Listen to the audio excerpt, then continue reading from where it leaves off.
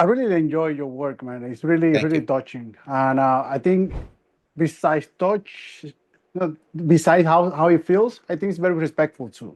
Thank you very much. And we live in an area where you have to be like very careful with that line for some reason. I know this is a short film that you made in 2003.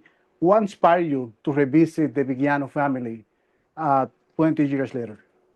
We're coming up on the 20th anniversary. I had stayed close with the family, and I know that their mom wanted them to be doctors and lawyers and accountants.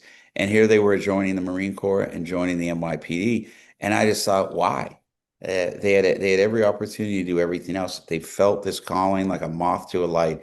And I want to explore that. I'm a big fan of literature. I studied literature in college, and it felt very literary to me that these boys becoming men were going on this journey to discover not only who their father was and their mother was, but who they were. And so, from an intellectual standpoint, that's what was in my head. I never really expressed that to them. I just went along for the ride to see where it went. But that's what was in me. That's what I wanted to explore. And fortunately, as you see in the film, the boys were just unbelievably candid and very open about their emotions and about their viewpoints. And they have very different viewpoints. They're very, very different. They're very, very different men. Jimmy and John and John, Jim, sorry, Joey, Jimmy, and John are very different, Yeah. all of them. At some point, it changed your definition of what is legacy after you live with this family. Yes.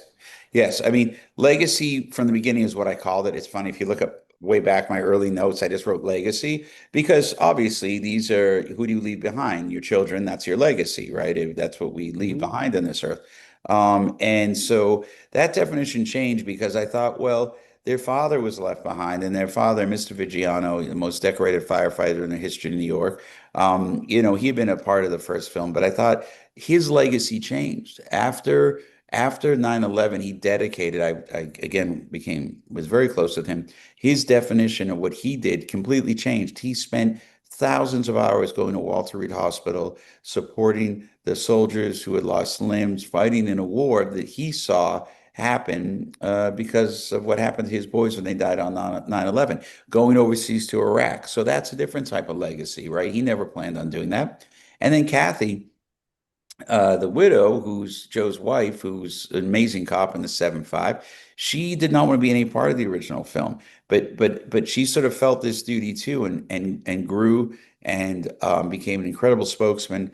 She runs the Survivors of the Shield, widows of NYPD fallen officers, and goes to Washington and has met with presidents and met with speakers of the House.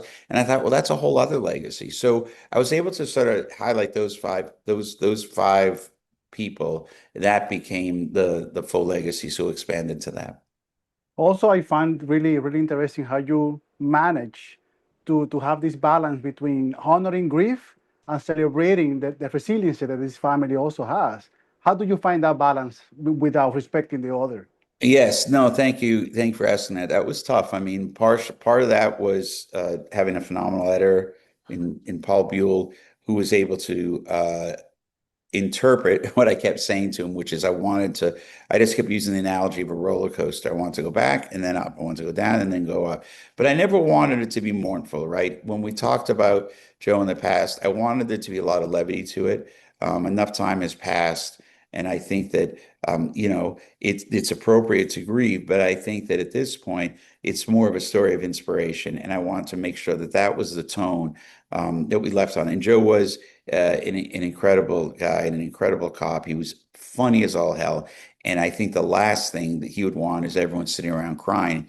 I think he would want telling the funny stories because that's what he loved. He was the life of the party. And so by keying in on that and keying in on the heroic stuff he did, I was able to extrapolate that into the present and see what pressure that put on the boys as they go into the field and how that affects them. So that was kind of my goal.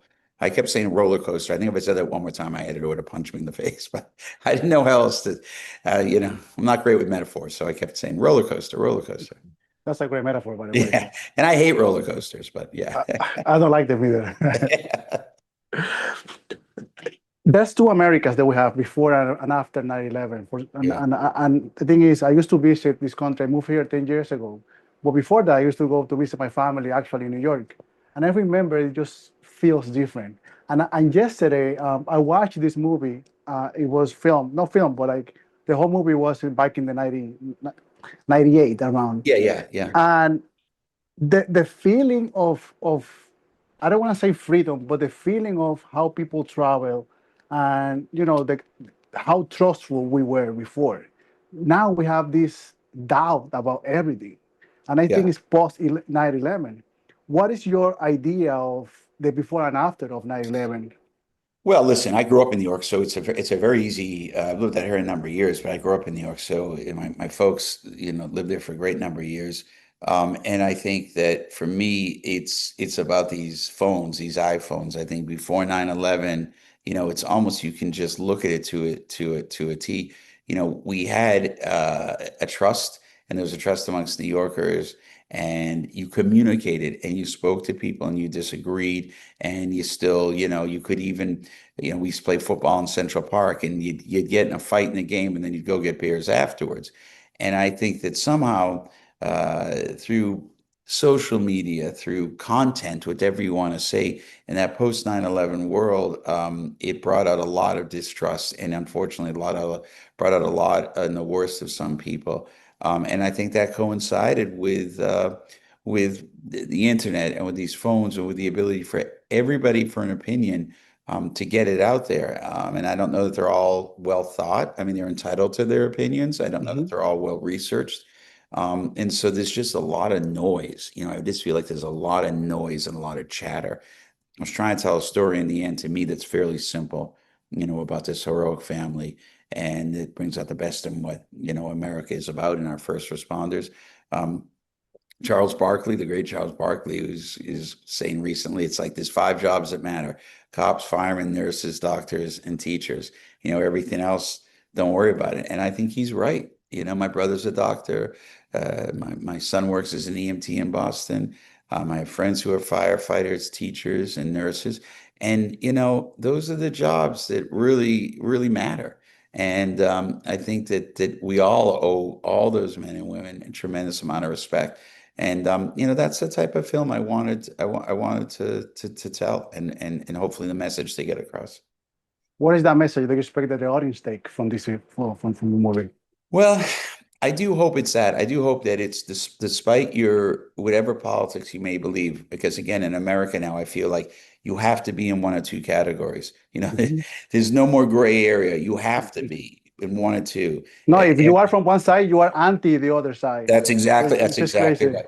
Yes, that's very astute. And so I just think the message is, hey, there are people who are out there who don't care what your political beliefs are, who don't care what your race is or religious beliefs, but they're going to come and they're going to help you when you're having the worst moment in your life, and they're going to risk their life doing it.